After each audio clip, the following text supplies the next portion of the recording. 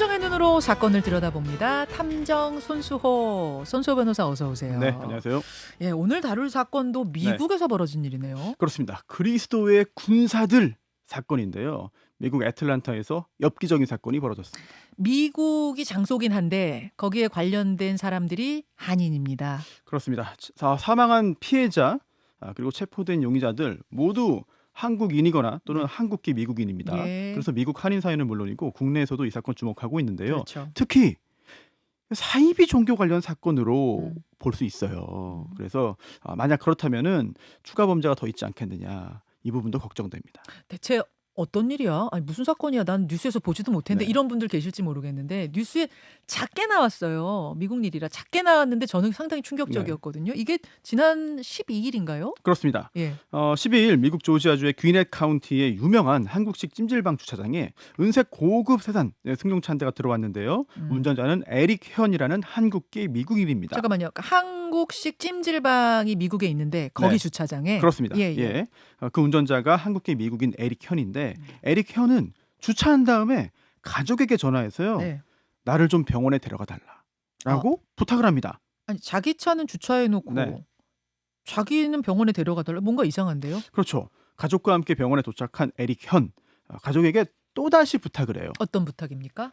내가 주차해둔 차 트렁크에 개인적인 물건이 있으니까 이거 가져가 달라. 트렁크의 개인적인 물건? 그게 뭐였습니까? 자, 가족이 그 차 트렁크를 열었더니요. 놀랍게도 한 여성의 시신이 들어있었습니다. 세상에. 네, 가족이 곧바로 신고해서요. 경찰 수사가 시작됐고요. 네. 시신은 20대 중반에서 30대 정도로 추정되는 동양계 여성이었습니다. 경찰은 시신에서 다수의 폭행 흔적도 발견했어요. 폭행으로 사망한 여성이었습니까? 그렇진 않아 보였습니다. 왜냐하면 경찰은요. 영양실조가 사인일 것으로 보고 있는데요. 즉 굶어 죽었다는 거죠. 발견 당시의 시신 몸무게가요. 무게가 70파운드. 그러니까 약 31kg 정도밖에 안 됐기 때문이죠. 아니, 아이가 아니라 성인이라면서요. 그렇습니다. 성인 여성이 31kg이 가능합니까? 초기에 수사 관련된 서류를 보면은 에릭 현이 이 여성의 시신을 불태운 다음에 담요에 싸서 트렁크에 넣어놨다라고 되어 있는데요. 시신의 상태가 어떠한지 어느 정도로 불탔는지가 구체적으로 알려지진 않습니다만 네. 시신을 불태우면서 수분 증발 등으로 무게가 일부 줄어들었을 수는 있습니다. 하지만 어쨌든 이 여성 추후에 이제 신원이 밝혀졌거든요. 네. 31살 한국 국적의 조모 씨인데 네. 7월 18일에 미국에 입국을 했어요. 그리고 8월 3일 이후부터는 음식을 제공받지 못한 것으로 추정되고 있습니다. 자, 여기서부터가 이제 수수께끼인 거죠. 한국에서 살던 여성이 7월에 왜 미국에 갔고 미국에 간 다음부터 음식을 제공받지 못했다? 이게 무슨 얘기인가? 어딘가에 갇혀 있었던 겁니까? 그렇습니다. 감금돼 있었는데요. 경찰은요. 이 여성이 한 주택의 지하실에 감금된 채로 음식물 제공 없이 3주 이상 지내다가 8월 말에 사망했을 것으로 현재 추정하고 있습니다. 그리고 시신의 폭행 흔적도 있어요. 그리고 현장에서 아주 많은 양의 핏자국도 발견됐거든요. 결국 감금 기간 중에 폭행 또는 단순 폭행을 넘은 학대까지 있었던 거 아니냐, 이런 짐작도 할 수 있겠죠. 심한 폭행과 음식물을 제공하지 않는 그런 학대가 있었을 것이다. 그럼 네. 범인은 그 차주인 네. 에릭 현입니까? 그 외에도 5명이 더 경찰에 체포됐습니다. 그래요. 자, 미국이잖아요. 신상이 곧바로 공개가 됐습니다. 자, 신상이요. 머그샷으로 그냥 뭐 얼굴 모자이크 처리 이런 거 하나도 없이 5명이 다 공개가 됐어요. 지금 보여드리고 있습니다. 네. 지금 화면에 나오는 5명. 그리고 에릭 여기 현, 현지 리, 준현 리, 가원 리, 준호 리. 그렇습니다. 네. 뭐 이현지, 이가원, 이준현, 이준호 이렇게 20대 초중반의 남녀가 있고요. 그리고 얼굴이 공개되지 않은 용의자도 한 명 있습니다. 이제 15살입니다. 나이가 어려서 얼굴이 공개되지 않은 이준영까지 있는데요. 총 6명. 그렇습니다. 그중에 이준호, 이준현, 이준영 이 세 사람은 형제예요. 네, 형제인데 현재 구체적인 진술을 하고 있지는 않아요. 그래서 지금까지 드러난 사실을 토대로 하나씩 추정할 수밖에 없는데요. 우선 시신이 실려있던 차량의 주인 에릭 현부터 알아보죠. 네. 명문 조지아대를 졸업하고 대학원에서 경영기술 석사 학위를 받았습니다. 그리고 지난 7월부터 온라인 결제 솔루션 관련 기업에서 근무하는 엘리트 청년이에요. 진짜 엘리트 청년이네요. 그렇습니다. 다른 사람들은요? 네.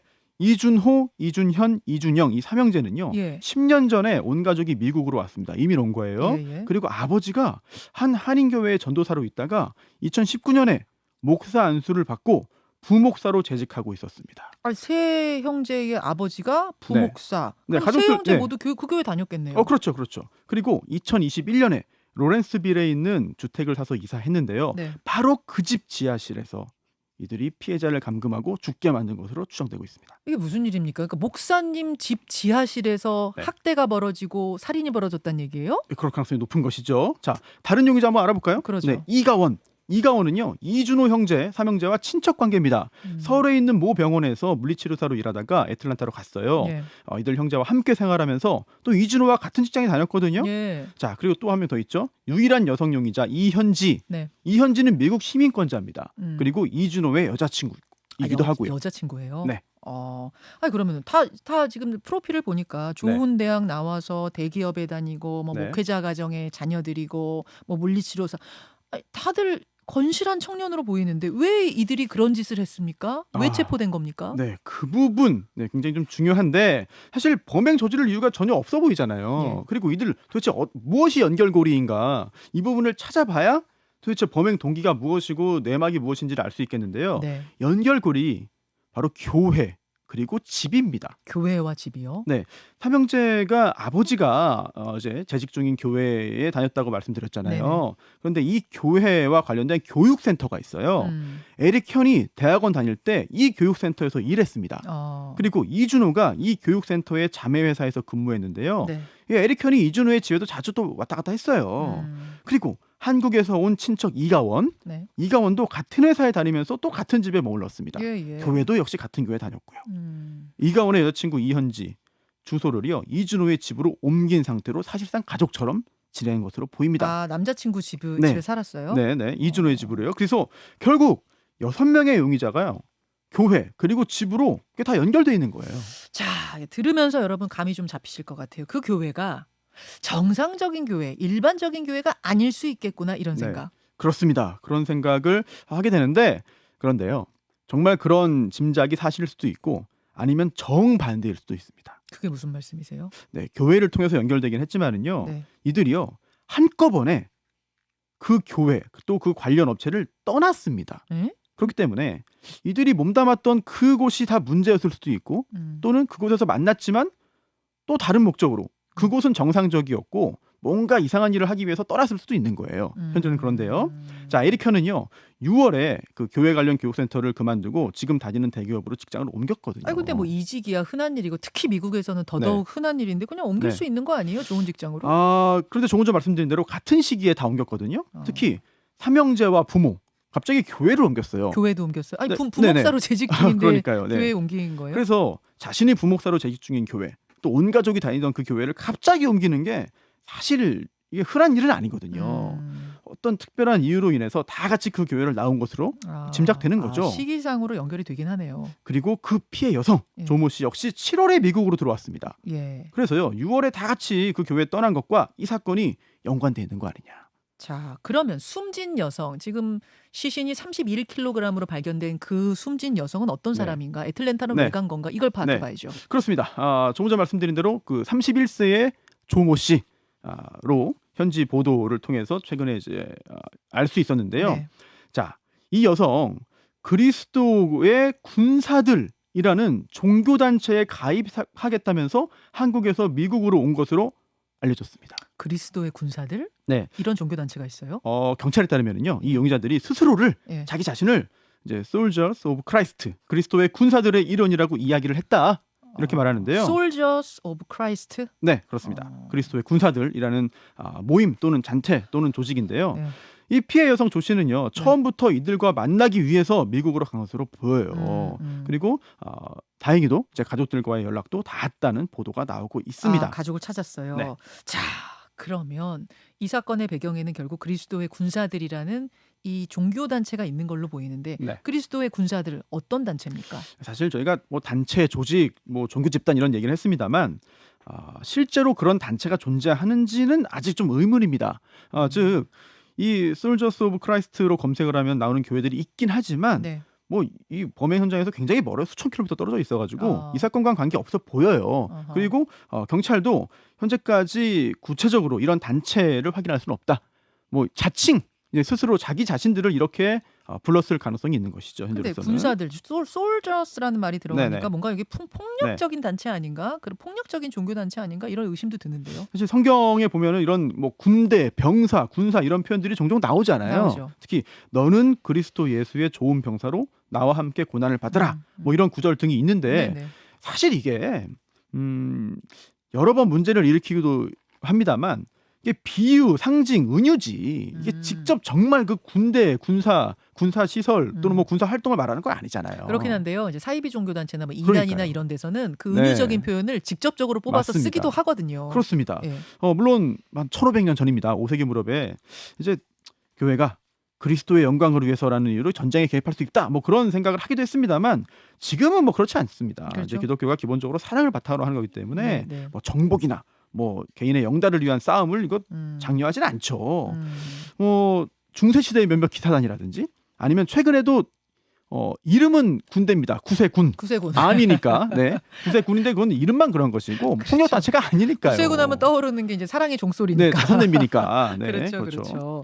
그래요. 그러니까 결국 이제 은유적인 표현이다 생각하면은 그 단체가 뭐 폭력적일 거라는 근거는 없습니다만 네. 이게 이 사람들과 다 연결이 돼 있고 지금 시신이 발견이 됐으니까 우리가 의심할 수밖에 없는 건데 네. 어떻게 조사를 해보면 그럼 그리스도의 군사들이라는 곳은 있었던 거예요? 없었던 거예요? 아직까지는 정식으로 이제 인정받은 종교단체는 아니고 또 관련됐다는 기록도 찾을 수는 없다고 하는데요. 현지 언론 보도를 봐도 그래요. 용의자들이 말하던 그 조직이 실제로 뭐 교회 또는 뭐 기독교 단체와 연관됐다는 증거는 아직까지는 없다. 근데 피해 여성은 거기 네. 가입하려고 입국을 했다는 거 그렇죠. 아니에요? 그리고 용의자들은 자기 자신을 네. 거기 단체 소속이라고 말했고. 그렇습니다. 예. 그래서 이들이 혹시 새로운 사이비 종교단체를 만든 거 아니냐, 결성한 거 아니냐, 이런 가능성이 제기되고 있는 것이죠. 아하. 특히 이들이요 6명이나 함께 엽기적인 범행을 저질렀습니다. 네. 그리고 이게 순간적으로 저지른 게 아니라 몇 주에 걸쳐 가지고 범행이 지속됐잖아요. 그렇죠. 게다가 범행 후의 모습도 이해가 되지 않습니다. 음. 그렇기 때문에 혹시라도 반사회적인 사이비 종교 집단이 벌인 비정상적인 범행 아니냐. 뭐 그런 게 아니라면 이해하기가 힘든 사건이에요. 네, 현지 언론들도요 이 사건을 컬트, 그러니까 광신적인 종교 집단과 관련된 사건으로 보도를 하고 있어요 이미. 네. 게다가 미국의 유명한 사이비 종교 전문가인 릭 앨런 로스는요 네. 파괴적인 사이비 종교 집단에서 이제 굶기거나 뭐 때리거나 또는 극한 환경에 몰아넣거나 또는 필요한 의료적인 행위를 하지 않아서 죽이는 일, 이런 일들이 많이 벌어지고 있다. 그래서 아직 드러나지 않은 게 있지만 이 사건도 이야기들을 좀 더 찾아보면 이들이 어떤 집단이었는지를 알게 될 수 있을 것이다. 아직은 더 파헤쳐야 하는, 밝혀야 하는 네. 부분들이 많이 남아 있는 사건 같은데 우선은 도대체 왜 그 여성을 살해했는가 거기서부터가 핵심입니다. 그렇습니다. 가장 핵심이죠. 왜 죽였는가. 네. 그리고요.